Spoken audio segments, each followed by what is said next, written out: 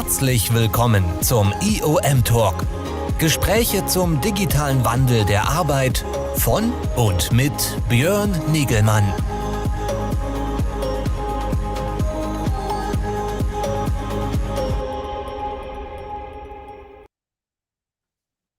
Ja, hallo, ich darf euch alle ganz herzlich begrüßen beim weiteren IOM Talk hier am Dienstagnachmittag. Und heute haben wir einen internationalen Gast und sprechen Englisch. Deswegen werde ich auch nochmal eine englische Begrüßung machen. I'd like to welcome also all our international attendees and guests today, because we have an international discussion today with international guests here on our IOM Talk. That is running every Tuesday afternoon at 4:30. My name is Björn Nigelmann. I'm part of Congress Media, and we are running this talk to discuss the latest developments, trends and developments in the digital transformation of work. That is our topic with our Shift Work platform that we are running. And with our IOM Talk, our weekly live talk, I have the honor to discuss specific topics in this developments with different guests each week. And today I'd like to welcome Cai Kjaer here on my show. He's the co-founder and CEO of SWOOP Analytics from Australia. And these days he is on a road trip in Europe, in Amsterdam today, and therefore he's in our time zone. So we have a pleasant setting to talk this afternoon. They at SWOOP Analytics, they have done recently another research study on the state of digital collaboration. This is what we'll be talking today about, and he will share a little bit about the findings of the study and the outcomes. It's quite interesting.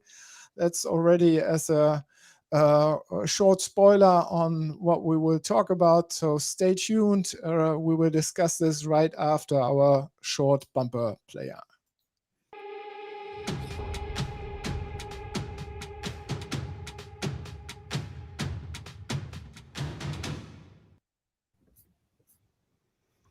There we go. Hello, Cai. Hello, thanks for having me.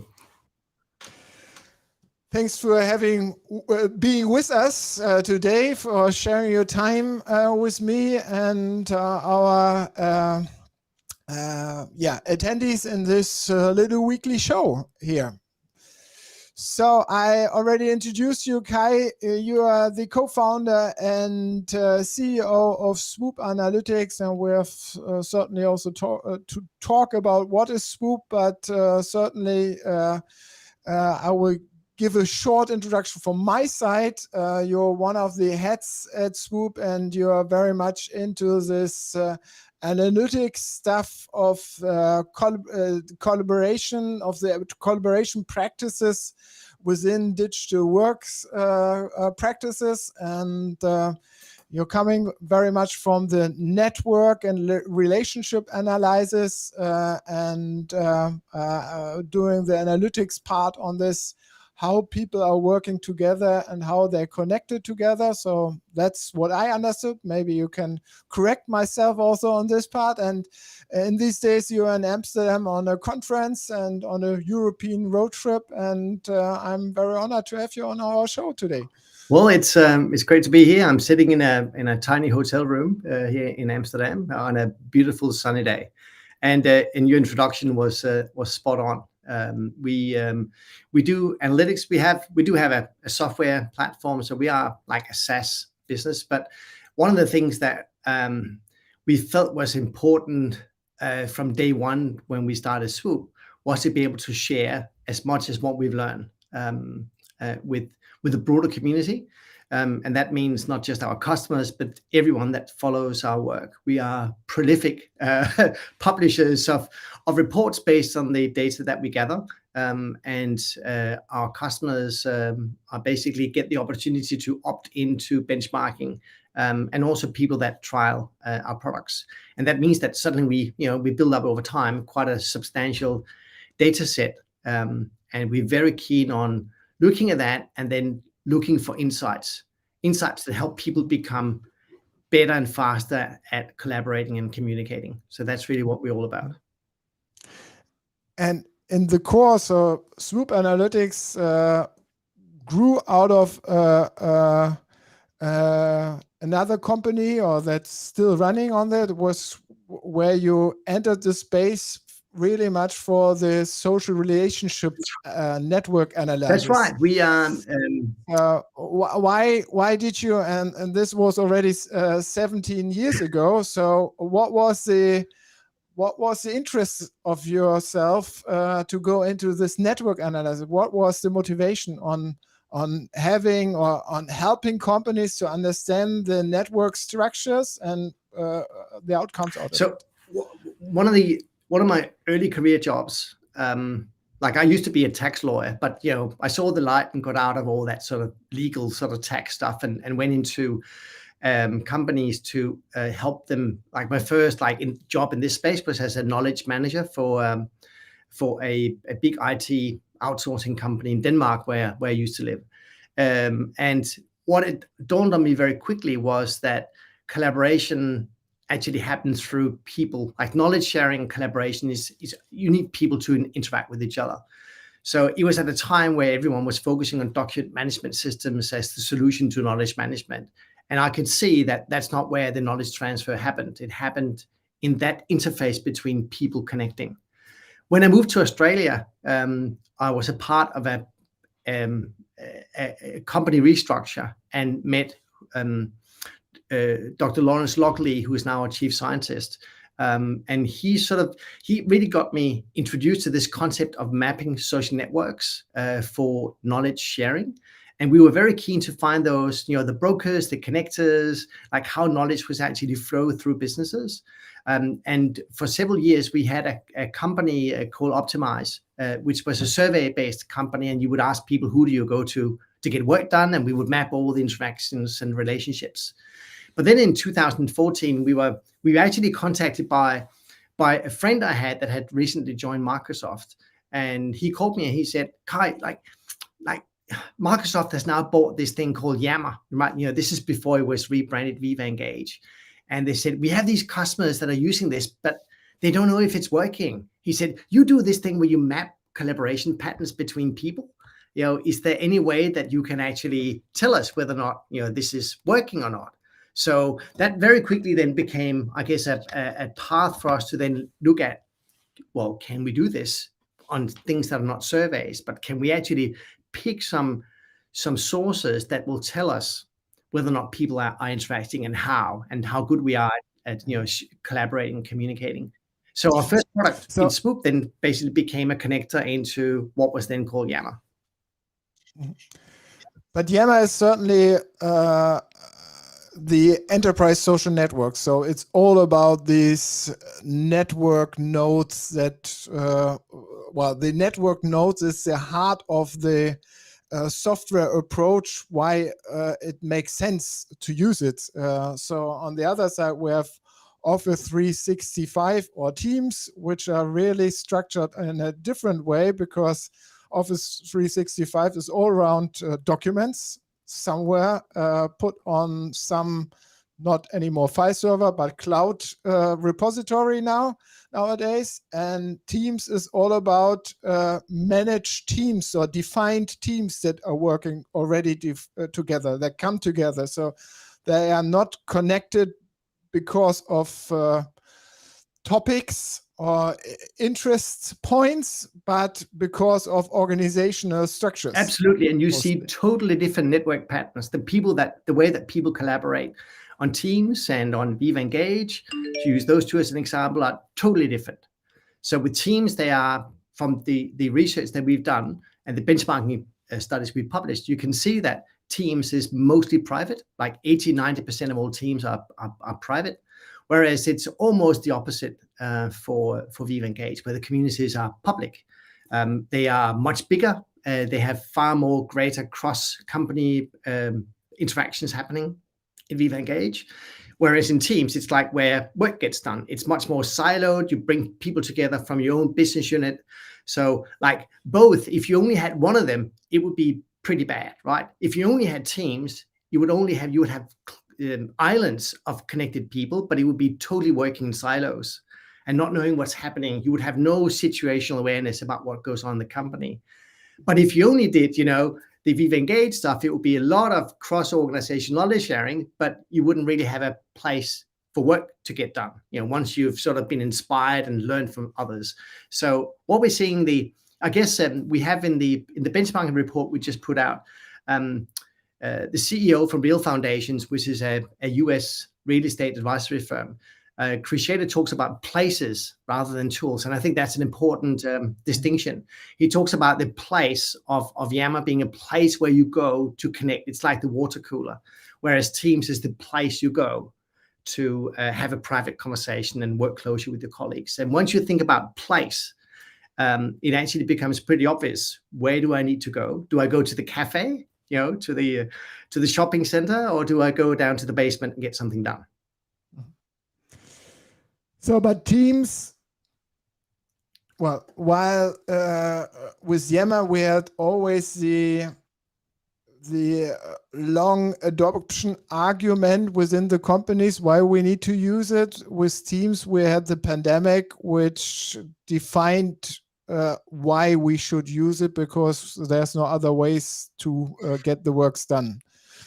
Well, I might challenge you a little bit on that one, because yes, undoubtedly we've seen an incredible increase in the use of Teams. And let's just stay very broad and say the use of Microsoft Teams, not the components within it, right? But the use of Teams obviously it's undeniable, skyrocketed. But the problem I see it is how it's being used. So once you go in and say, well, what was the opportunity we had with the pandemic? What we were asking people to do? And we sent people home and we gave them a tool and say, now collaborate, with actually very few instructions. And what happens, from what we can see, is when you give people no instructions, they will try to mimic their existing habits and behaviors into the new tool. Mm-hmm. You can give me the most fancy technology, but I'll try to use it as a phone if I need a phone. And what I guess we can clearly see is that there are still people that are predominantly using email as a way to collaborate. It's very, very dominant. And when they go into Microsoft Teams, there are two places they predominantly go. They go into have a chat conversation, and they go into have online meetings. But even with the meetings bit, it's probably not nearly as dramatic as we thought it would be. Like the number of people who have meetings is probably less than you would think. I mean, that's the point that you also did your research on. I mean, the argument of a lot of change consultants is always that the usage of Teams is predominantly the video conferencing part, and that's because all the managers still are in the thinking of doing meetings to control their teams and get the feedback from their teams, and therefore they're doing meetings. Yes, well, first of all, I should point out that the benchmarking report we put out is not based on surveys. It's not like we've gone out and interviewed people. What we've actually done, it's actually getting like the real data. Mm-hmm. So it's a sample size of 17 or 19 companies, depending on whether we're looking at just Teams or White M365, and about more than 250,000 people. But it's like everything. It's not just like 1,000 people here and a few there, and then a survey where you ask someone and they can't recall what they did before last week. So it's the actual usage of usage, right? And it's for everyone. And I think what's very different is that when you normally hear people talk about meeting overload, it's often based on surveys. And there's no doubt that I know many of our customers would say, we definitely have meeting overload. So the people that are being surveyed, I do not dispute at all that there's some people that really feel that they are, overworked, underpaid, burned out, and all this kind of stuff. I totally get that. Then there's the little comma, however. I don't think those people, and that's certainly what our data is showing, are not normal either. So once you start to look at thousands and thousands and thousands of people, like all the ones that we would not normally survey, and we actually look at how much time do they actually spend in Microsoft Teams meetings? It comes out at about, on average, about an hour a day. Mhm. Now, then you might say, well, but that's just Microsoft Teams meetings. Like, surely they have now, we are after the pandemic, some people have come back to the office. That cannot be representative. Surely they have, lunch meetings and breakfast meetings and, all that kind of stuff. Well, if you look at Microsoft's latest work trend report, it's called Work Trend Index. And I think the heading or the title for the report is called, Will AI Fix Work? If you read the report, it actually says in there that for all their data, for all their commercial customers, all the meeting time adds up to about 7.5 hours a week for the top 25% of people that have the most meetings. So 7.5 hours per week for the top 25%. It's not too different. So when I say on average an hour, they say, well, for the top 25%, it's 7.5 hours a week. You can see we're not far apart. So I'm very comfortable that the representative set of data that we have is pretty good. And this is like the average. And for Microsoft, they're saying the top 25%. Imagine, you can now see that the vast majority of people have got nothing that looks like back-to-back meetings. Actually, when we look at the data, and let's say we go, I think we looked at, how many people have, more than 5 Microsoft Teams meetings per day. It was 1%. Like, it's 1%. So I think there's something in here that we got to be careful that those of us that work with these technologies, those of us that have are aggressive users of this, we are not normal. So can we state then that we are already matured in the use of digital work technology and that we are already in some kind of maturity state of asynchronous working and then just coming together to exchange the latest results and ideas on what we have been done before? I don't think we are anywhere near that. Okay. I think we have a huge adoption challenge in terms of getting people to collaborate better. At the moment, all the evidence shows that people are either in email or if they are in Microsoft Teams, they're using it for chat and online meetings, which does suggest that it's a very synchronous. So the result that there aren't too many meetings is not the result of a better working practice. It's just the result that there are still a lot of people who are not at all on these platforms. I think so. Right? I think that's the reality. Maybe the question we should ask ourselves that if we have a much higher degree of people that are now working in a hybrid mode, in the office, when they came to the office, they might have had an opportunity to interact with people. But we should not forget that, let's say I have a team of 50 people and I do a weekly catch up with my team, like how many hours I would be in meetings. If I had to meet one of them, it would be 50 hours a week. And I would feel that I'm totally, overwhelmed.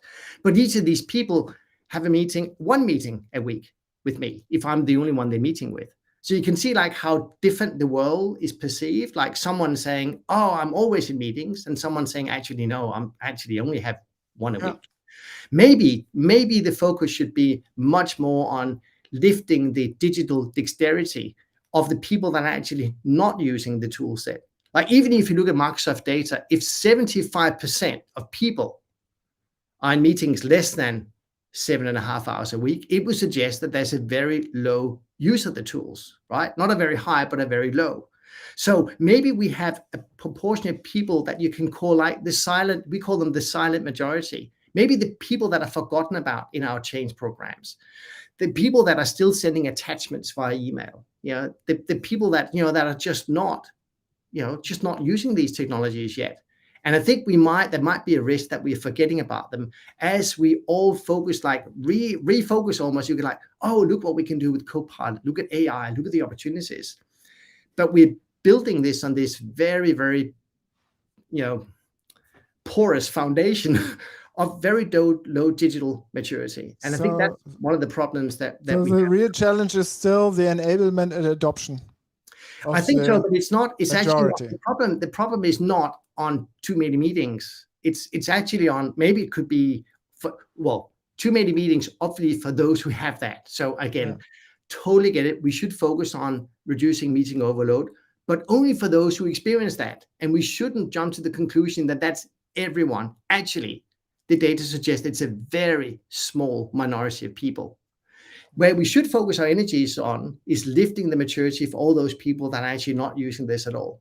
And one of the findings we also have is that, well, not only have our digital habits not really changed, I mean, we've moved maybe from network drives and email, but what have we done? We moved into maybe OneDrive and chat. And honestly, that's not really much of a change, is it? Like, it's a file and I'm having one-on-one conversations. So we need to take this and use these tools in a far more efficient way. And there's a couple of challenges with that in the data that we've uncovered, because we look at people's collaboration, we call them their collaboration habits. And a habit is like your dominant style of working. And we looked at the M365 tool set and we're saying, well, I might say to you, Bjorn, are you someone who is like, do you like predominantly write emails? Or how much do you actually post in Viva Engage? So are you a community contributor? Do you contribute to communities? Are you someone who is, only using chat? Or, so you can sort of set, depending on how you use the tools, you can start to see what people's digital collaboration habits are. And we did this last year, or probably a year and a half ago, we published a similar study, and the habits haven't changed much. The thing that's, I guess, is still a problem is that if you look at how people in a department work together, we found oftentimes that most of the people are not at all working the same way. Mm-hmm. So let me give an example. Let's say two of us, you and me, we're working on a project together. Like, Bjorn, what's your preferred style of working? And you might be, I'm sure you've seen those emails that comes out from people, I'm Bjorn, catch me in Teams. And, send me an email, I won't respond. And then I might be Cai, the old-fashioned person who loves my office, and I say, well, I'm the kind of people person. I'm the people person, Cai. Come and see me in the office. All this digital stuff is not, come and see me if you want to. If it's really important, you will send me 8 emails and maybe I'll get to you. So you see, for you and I to work together, it's going to be really hard, right? Yeah. Now, I might have absolute excellent skills, done all the Microsoft 365 training. I know how the tools work. You've done the same. You know all the tools, you've done the training, but you have a different preferred style of working that's very different to mine. Mm. So the problem then becomes, or the challenge ahead of us is to ensure that at that team level, that there's enough agreement between the team members about how we're going to work together. Because you and I, if we can't agree, we're all going to fall to the lowest common denominator. And if you're more secure than me and you say, Cai, you can get me an email, well, I'll have to let go of all my very high maturity practices and then align with what the most senior person wants. And there's still, though, there's a lot of managers that really like email. So managers, though, are probably do have better collaboration habits than most, actually, in terms of using the tool set. But we often see that there is not a consistent practice with all their team members, that they're not doing it the same way. And I think that gets in the way of high productivity. How can we solve now this challenge and problem at this point? So I think there's probably, well, first of all, let me start with the first one. We need to change our mindset from individual skills training, which is fine. If I need to learn about Excel, put me on an Excel program. That's fine, of course. If I need to learn about PowerPoint, put me on a PowerPoint, for experts. But when it comes to team collaboration, that needs to be done at the team department group level. And we actually have to agree on a set of processes, practices, which tools we're going to use for this to work.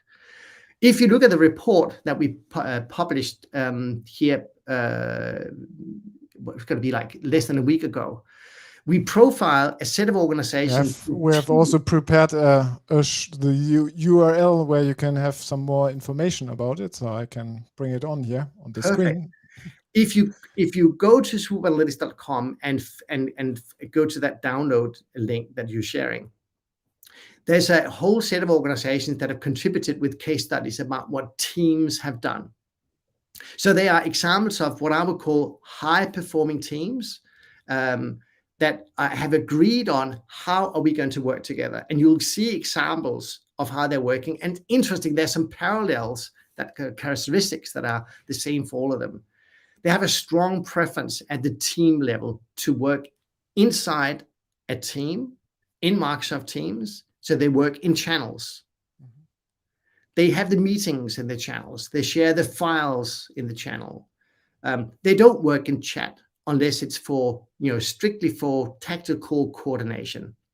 And they do that because for knowledge sharing reasons. If I join the team, 2 weeks later, I have the history there.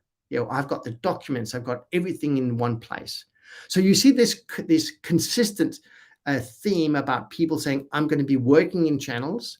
There's also people that also driven by the pandemic that have found out that with hybrid work, people have adopted slightly different work schedules. So some people start early in the morning, some people start a bit later, some go back to the keyboard after dinner because they maybe go shopping in the middle of the day when there are no people in the shops, So their work hours have sort of, are more scattered across the day. Now that means that synchronous collaboration is harder because I can't have a meeting between 12 and 2 because that's where I might do the shopping and go for a walk with the dog. But then I could jump on the keyboard from 9 to 10 in the evening instead. So these high-performing teams have found out how to work asynchronously, and they've established practices and norms for how to work asynchronously. And I think that is extremely powerful. The problem is that I think it's 76% of all the people in our benchmarking study have never, ever posted anything in a channel. Okay. Like 76%. All right. It's the vast majority of people that have tools available right in front of their fingertips where they could be doing this. But it does take the team to agree on this. That's is how frightening. we work. That's really frightening. If I imagine that, 3/4 of my team members would not post anything, we could not work anymore together. The problem is they're doing it in chat or they're doing it in email. We know how prolific email is. And when I talk to big companies and just ask them, like how much you use in email, it's, we can see it from the data. Like there's a lot of email going around. So and I know we all, I guess me also I know I have a very external function in Swoop, and I talk with lots of people, and I look at contracts and I send them across. So I have a lot of external email.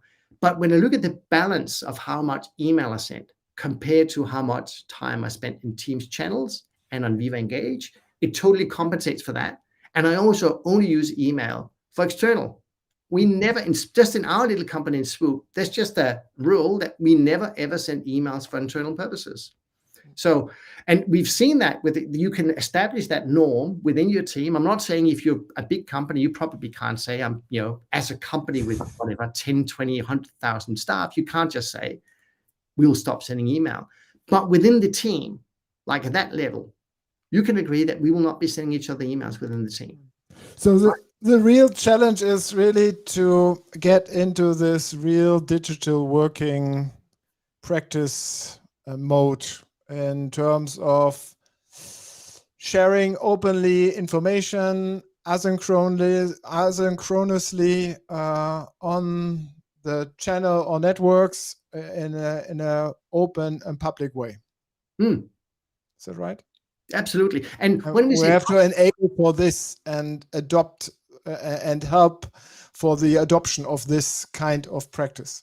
Well, we can certainly see that the people that make this sort of transition and are working in channels, they're not, but I should also say, they're not only working in channels. It's this balance that I sort of keep talking about. It's not about not sending emails or not sending chat messages. That's not the case. It's not a case of not having meetings, but it's the balance of how much time do you spend in meetings And then how much are you working asynchronously? And it's really easy to detect that, but you could just look at how many meeting minutes you have in Microsoft Teams meetings, and then how many messages have you posted in a channel. Like, it's really easy to see that, right? And at the moment, as I said, right, for 3/4 of the people, or 76% to be more specific, have never posted in a channel. So there's like this massive opportunity for organizations to do that. And we wanted to profile in the report companies that have, or I should say teams within companies that have really done this well, and that show us the way for how it's being done. I'll give you an example. I'm from Australia, and the cricket is a really, really popular sport in Australia. And Cricket Australia is the national body that organizes all the cricket tournaments.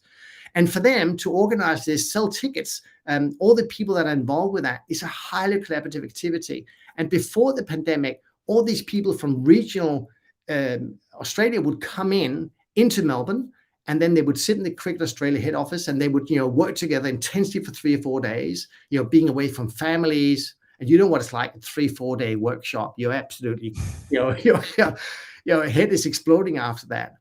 Now they have agreed and say, well, first of all, we can't work like that. We have a pandemic on. Why don't we just stay in our communities and then just come together and have a constant collaboration happening in Teams channels? And they found out that this is far more efficient. They can stay in their communities. They can do the work, because it's all about arranging cricket tournaments and competitions and so forth locally. That can be done, and they don't have to come to the head office with the expense, the cost, the inconvenience of doing that. You have more happy employees. You have a far leaner organization delivering far better product to their end customers, which are the spectators at the cricket matches. I mean, what's not to like? And you've got to have a look at some of those people that are not IT people. They're not change consultants that are out there trying to sell a methodology or something. These are organizations that have said, we got to fix this. And we have to fix it, because when we look at, we looked at 5,000 departments and teams, departments, groupings of people, and only 5% of these actually have consistent collaboration practices with the team members, like at a mature level. So they're working, asynchronously, working in channels, are sending in chat, but not too much, are using email, but not too much. Only 5% of 5,000 departments or groups were working that way. 95%, there's this, some of the people are doing it, but some aren't. So, but taking your example from this cricket organization, I mean, they all understood what is in for them. I mean, what's the individual benefit for using the collaboration platform? Why is it so difficult for within other companies? I mean, they have also the chance of benefiting from the digital collaboration, and still we have to enable them, incite them to do more of the adoption approaches, to change their work and help them changing their work practices. That's why we keep on showing the examples. We keep on showcasing, this is why this is so good for you. I think almost it's difficult because it's about people changing habits. It's also not very sexy. It's not technology. It's not AI. It's just getting people together to agree on how they can work most effectively. And there's a lot of work ahead of us. I met with a company a few weeks ago, and we talked about this, and they're doing wonderful initiatives about helping people to collaborate. But the biggest problem they're still having is that people are sending emails around with attachments. And I'm sort of, a part of me going like, oh dear, we have 2024 now. We've been a pandemic in 2 years. And I think it's obvious that the focus has been on rolling out a piece of technology, which is Microsoft Teams, which is absolutely wonderful. But the technology has moved at a tremendous pace, but people have only moved at a very slow pace. And we need to make sure we take them with us. And I think data, of course, plays a part of that. That's why I guess we exist. We exist to, we want to showcase good practice because it exists within every single company. Have these, sparks of brilliant behaviors that we want to replicate and shine a light on that. Because it can be done. And I think it's important that we showcase organizations that are not IT, that are not. It's the real business delivering real business benefits. And we also have to focus on the leaders, because if they have if there's a risk that they will default to what they're used to and familiar with, and that's in office meetings, it could be sending emails around. If we can get, as a practical example, if we get good, for instance, all the quarterly business review, that process to happen within a team site, and they see the power of the agenda being in the channel, the files being in there. They see the power of version control, not emailing version 2, version 3, version 4 out, all the stuff that we all the inefficiencies we know happened when you do this via email. If we can get the leaders in there and participate in these much more efficient processes, I'd like to think then they go, why aren't we doing this for this process? Why aren't we doing it for this initiative? And I think we can, that shouldn't be such a, it's a good place to start. I'm not saying it's easy, but it's a good place to start. We talked about it before, and you also had a look in your research on the different structures that developed within the different collaboration modes, comparing the Teams collaboration versus the Yammer or Viva Engage collaboration, enterprise social networking collaboration. Are there any developments in this sphere that are significant to mention? I think so, because we, like, how often have you heard that the question, what's the difference between this and that? What tool when, shouldn't we, isn't it all the same?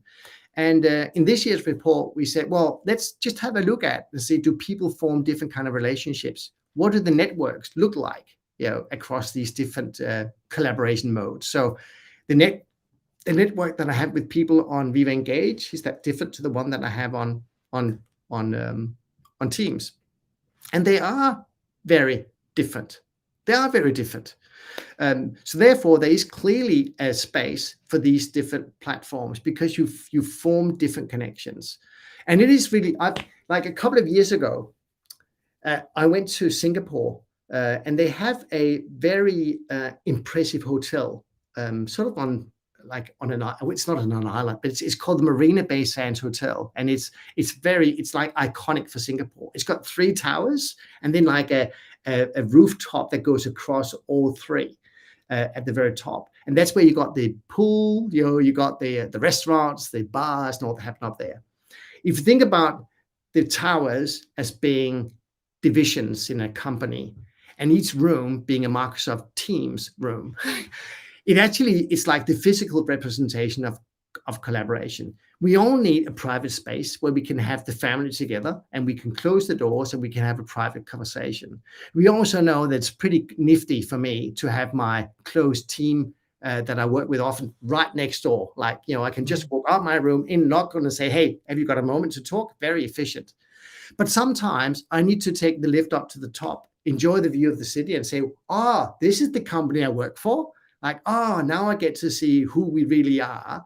I meet people at the bar, I have a chat and learn some new things. I form entirely different relationships depending on the space that I choose to spend my time in. And that's what we're seeing with those the network patterns and relationships we form across those tools are very unique.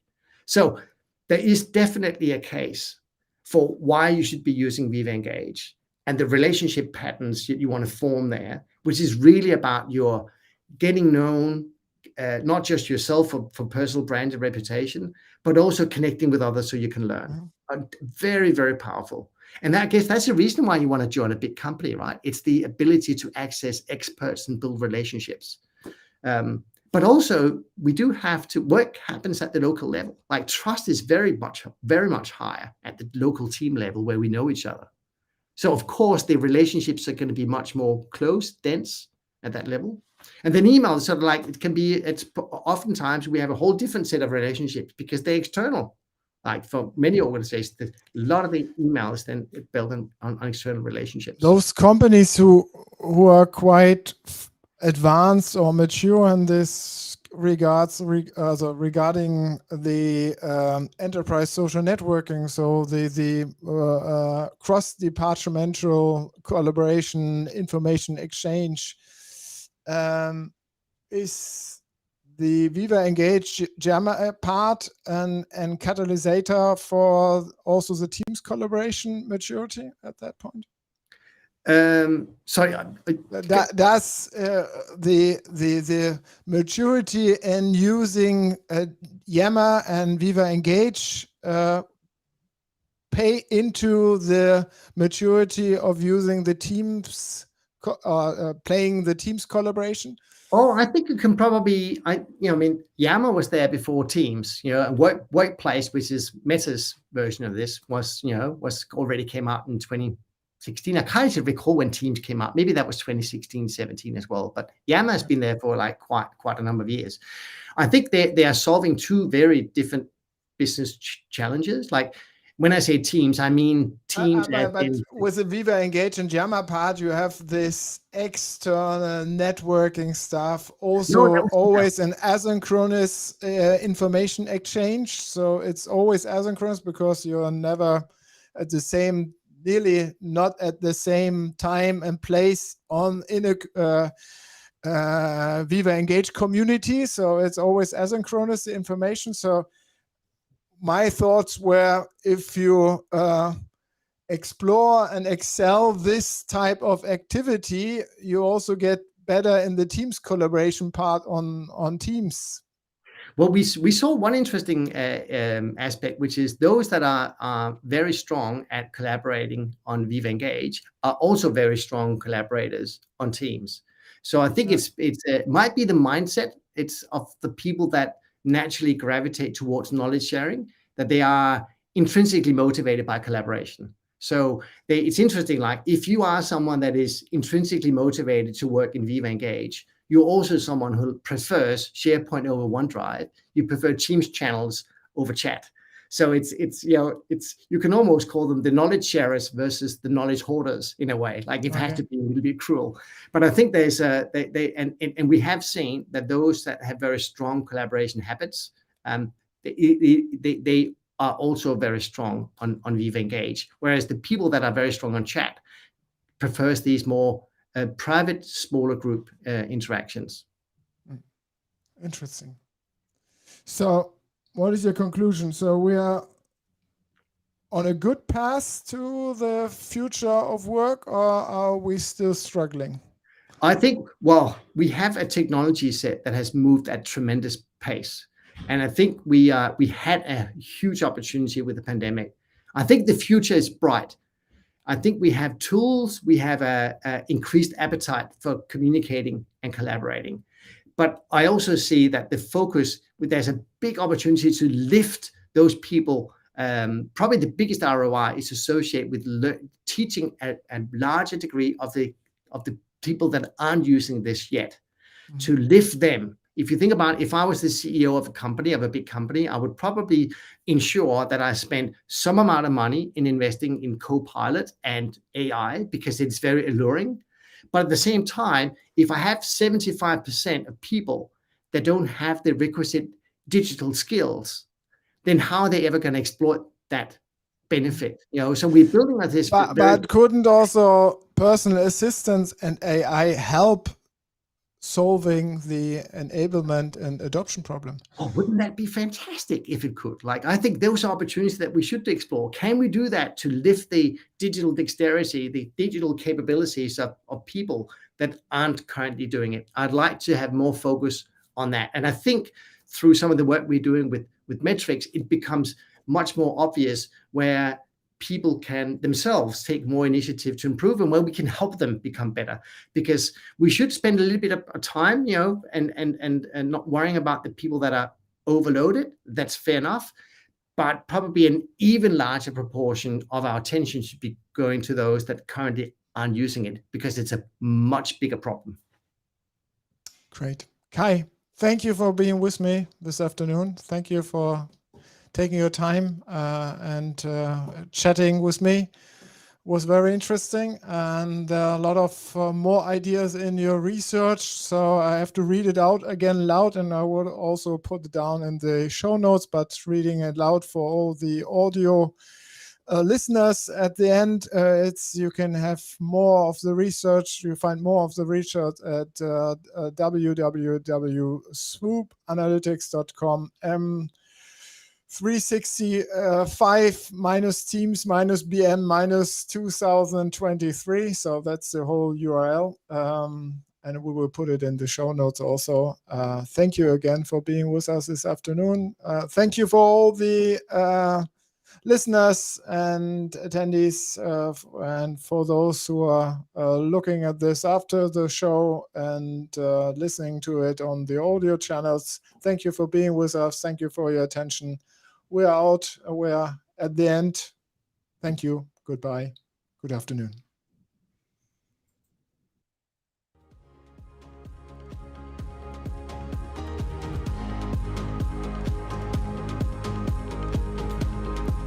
Das war er, der IOM Talk.